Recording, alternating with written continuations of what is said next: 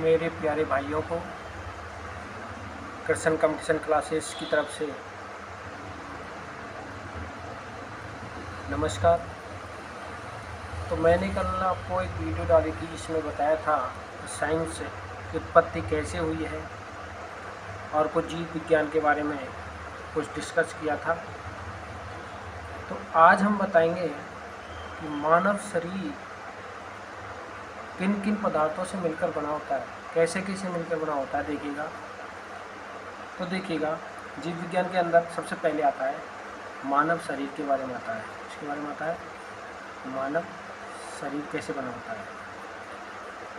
तो देखिएगा, मानव शरीर की सबसे सूक्ष्म इकाई किसे माना जाता है? कोशिका को। सबसे छोटी इकाई किसे माना जाता है? कोशिका को। कोशिकाओं से मिलकर बने होते हैं ऊतक, ऊतकों से मिलकर बने होते हैं अंग, और अंगों से मिलकर बने होते हैं तंत्र, और तंत्रों से मिलकर बना होता है मानव का शरीर। कोशिका से मिलकर ऊतक, अंग, अंगों से तंत्र, और तंत्रों से मिलकर बना होता है मानव का शरीर का निर्माण होता है। तो हम इसमें सबसे पहला भाग पढ़ेंगे कोशिका। क्या पढ़ेंगे? कोशिका। इंग्लिश में बोले तो सेल बोलते हैं सर। तो देखिए, कोशिका का अध्ययन करना कहलाता है साइटोलॉजी। क्या कहलाता है? साइटोलॉजी। जी हाँ, कोशिका की खोज, कोशिका का अध्ययन करना क्या कहलाता है? साइटोलॉजी। याद रखने की बात है, सबसे ज़्यादा मोस्ट इम्पोर्टेंट है। काफ़ी बार पूछा जाता है कि कोशिका का अध्ययन करना क्या कहलाता है, कवकों का अध्ययन करना क्या कहलाता है, ये याद करने पड़ेंगे। तो कोशिका का अध्ययन करना कहलाता है साइटोलॉजी। कोशिका की खोज सबसे पहले क्या हुआ? 1665 ईस्वी में रॉबर्ट हुक ने की थी। किसने की थी? रॉबर्ट हुक ने की थी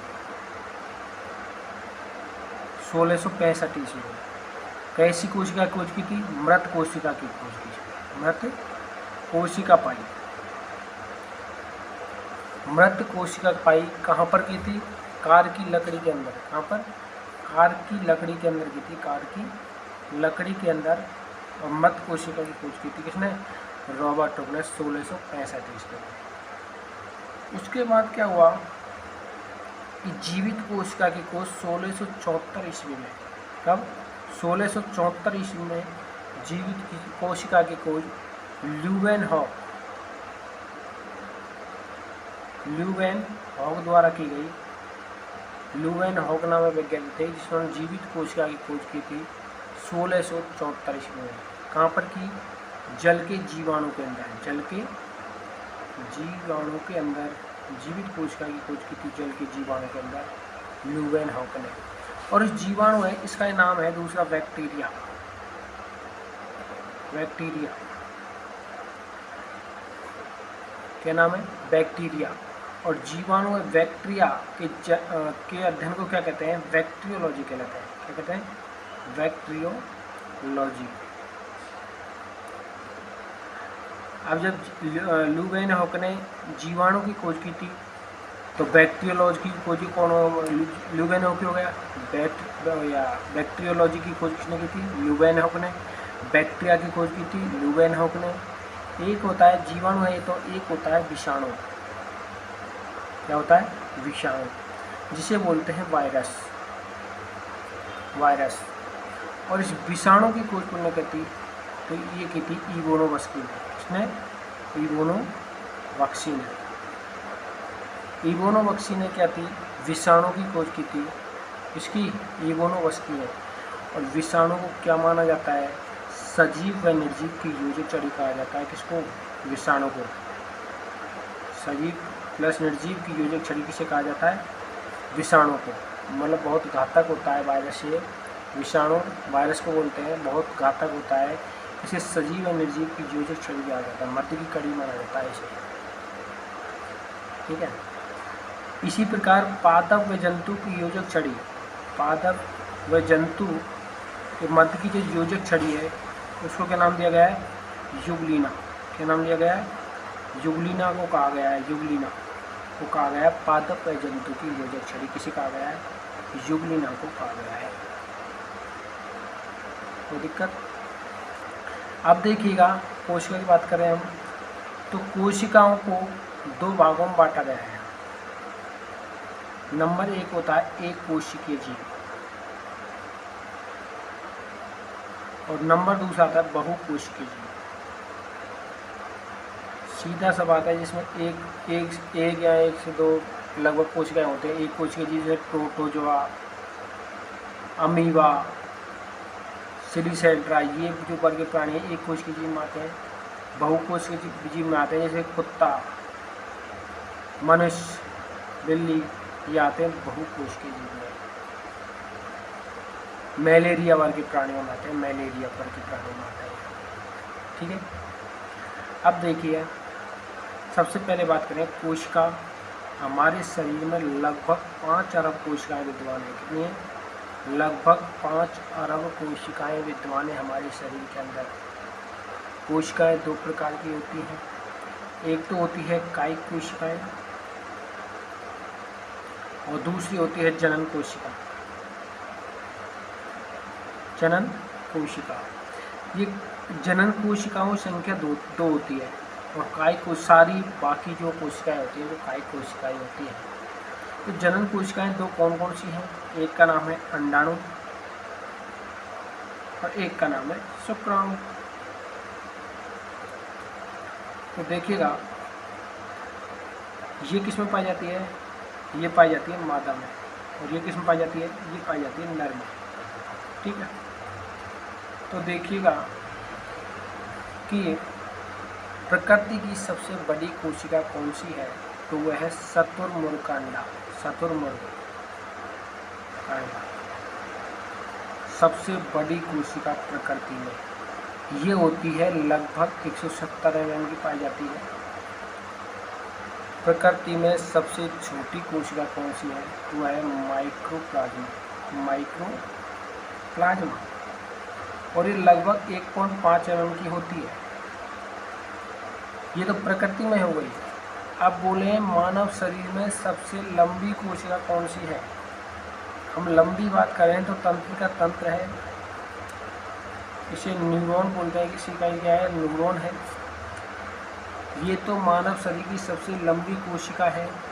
लेकिन हम बोले मानव शरीर की सबसे बड़ी कोशिका कौन सी है? तो वो है अंडाणु और सबसे छोटी कोशिका शुक्राणु। दोबारा से ध्यान देगा, मानव शरीर की सबसे लंबी कोशिका बोले तो तंत्रिका तंत्र है। मानव शरीर की सबसे बड़ी कोशिका बोले, एक लंबी और एक बड़ी कोशिका बोले तो अंडाणु है जो मादा के अंदर रहता है और सबसे छोटी कोशिका बोले तो शुक्राणु है जो नर के अंदर रहता है। कोई दिक्कत? कोई दिक्कत है। तो देखिएगा प्रकृति की आपसे सबसे बड़ी कोशिका बोले शुतुरमुर्ग का अंडा है। प्रकृति की सबसे छोटी कोशिका बोले तो माइक्रोप्लाज्मा है और मानव शरीर की सबसे लंबी कोशिका बोले तो तंत्रिका तंत्र है और मानव शरीर की सबसे बड़ी कोशिका बोले तो अंडाणु है। यहाँ याद रखिएगा सबसे लंबी तो तंत्रिका तंत्र है और सबसे बड़ी अंडाणु है, सबसे छोटी शुक्राणु है मानव शरीर के। ठीक है, और ये प्रकृति में सबसे बड़ी कोशिका शुतुरमुर्ग का अंडा है और सबसे छोटी कोशिका माइक्रोप्लाज्मा है। कोई दिक्कत? अगर बोले प्रकृति में सबसे बड़ा पक्षी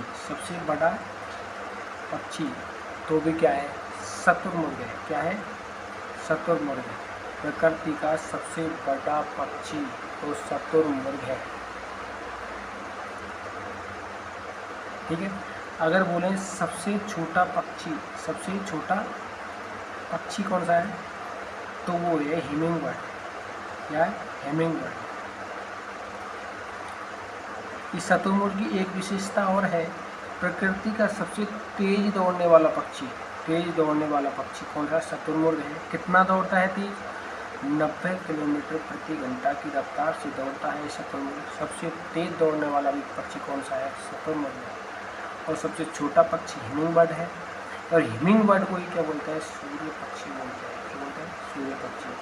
इस हिमिंगबर्ड की विशेषता है ये अग्रगामी पश्चिमगामी दोनों दिशाओं में उड़ सकता है। क्या कर सकता है, ये हिमिंगबर्ड दोनों दिशाओं में उड़ सकता है, आगे उड़ सकता है, पीछे भी उड़ सकता है। एंटी क्लॉक मतलब तुरंत ही उड़ सकता है, हिमिंगबर्ड की विशेषता है, सबसे छोटा पक्षी है। ठीक है, अब हम बात करें कि ये दोनों साइड उड़ सकता है, लेकिन ऐसे पक्षी जो पक्षी तो हैं लेकिन उड़ नहीं सकते, वे 4 हैं। कौन कौन से हैं, कीवी, हेमू, डेड्रा और शतुरमुर्ग। अब कहेंगे शतुरमुर्ग पक्षी है, तेज तो दौड़ सकता है, 90 किलोमीटर प्रति घंटा की रफ्तार से दौड़ता है, लेकिन उड़ नहीं सकता। अब बात आती है भाई ये पक्षी हैं लेकिन उड़ नहीं सकते, बात कुछ हजम नहीं हुई। क्यों नहीं उड़ सकते, क्या कारण, इनका कारण भी होगा कुछ। तो देखिएगा 4 दुनिया में ऐसे पक्षी हैं जो दौड़ तो सकते हैं लेकिन उड़ नहीं सकते। क्यों नहीं उड़ सकते, देखिए कीवी है, ये कहाँ पाया जाता है, न्यूजीलैंड में। हेमू है, ऑस्ट्रेलिया के जंगल में पाया जाता है, ये दक्षिण अफ्रीका के जंगलों में पाए जाते हैं। ठीक है, तो यह 4 पक्षी हैं जो उड़ नहीं सकते। क्यों नहीं उड़ सकते, ये देखिएगा, इनका कारण है, एक कारण तो ये है कि ये क्या होते हैं, एक तो इनके मूत्राशय मार्ग पाया जाता है, ठीक है। इनकी हड्डियाँ जो मजबूत होती है, दूसरी बात है इनकी हड्डियाँ क्या होती है, मजबूत होती है, इनमें मूत्राशय मार्ग पाया जाता है। इसी कारण ये 4 पक्षी ऐसे हैं जो उड़ नहीं सकते। ठीक है, अब देखिएगा अब बात करते हैं कोशिका इतनी बड़ी तो बता दी, लेकिन एक बात नहीं बताई, सबसे छोटी से छोटी इकाई, मानव शरीर की सबसे छोटी इकाई कोशिका है, लेकिन इसको नापा किसमें जाता है, तो इसको नापा जाता है माइक्रोन में। इसका आकार लगभग 7.2 माइक्रोन होता है लगभग। इसको नापा किसमें जाता है, माइक्रोन में नापा जाता है, इसमें नापा जाता है माइक्रोन, राइट। तो हम इससे आगे जो भाग है वो पढ़ेंगे कोशिका की संरचना, कोशिका की बनावट कैसी है। अब कोशिका के बारे में कुछ पढ़ा, उसके बाद पढ़ेंगे कोशिका की बनावट। तो दोबारा से एक बार रिपीट करिएगा, कोशिका का अध्ययन करना कहलाता है साइटोलॉजी। क्या कहलाता है, साइटोलॉजी। कोशिका की खोज 1665 ईस्वी में रॉबर्ट हुक नामक वैज्ञानिक द्वारा की थी। रॉबर्ट हुक कैसी कोशिका पाई, मृत कोशिका पाई। कैसी कोशिका पाई भाई, मृत कोशिका पाई।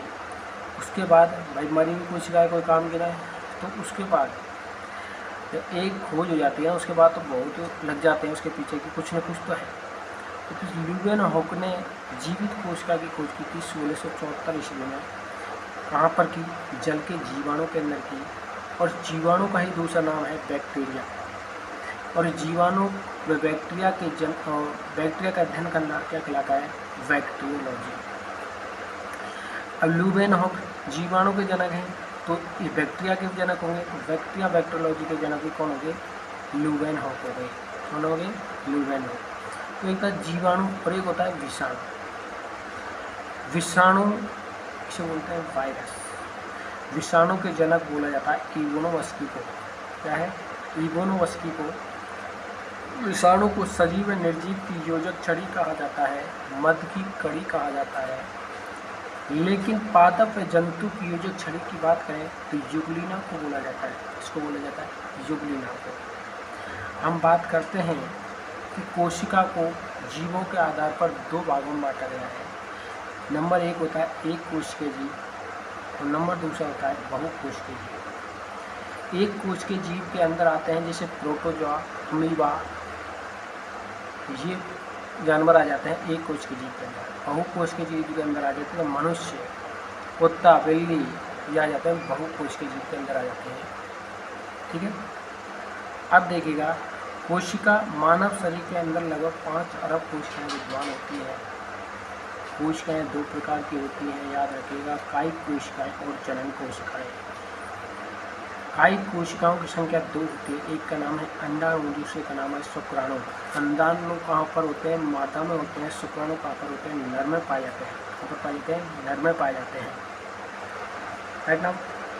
अब देखिएगा देखिए हम बात करते हैं प्रकृति की सबसे बड़ी कोशिका। तो वो क्या है, शुतुरमुर्ग। मुझे शुतुरमुर्ग अंडा प्रकृति की सबसे बड़ी कोशिका है। अगर हम बात करें प्रकृति की सबसे छोटी कोशिका, तो भाई वह है माइक्रोप्लाज्मा।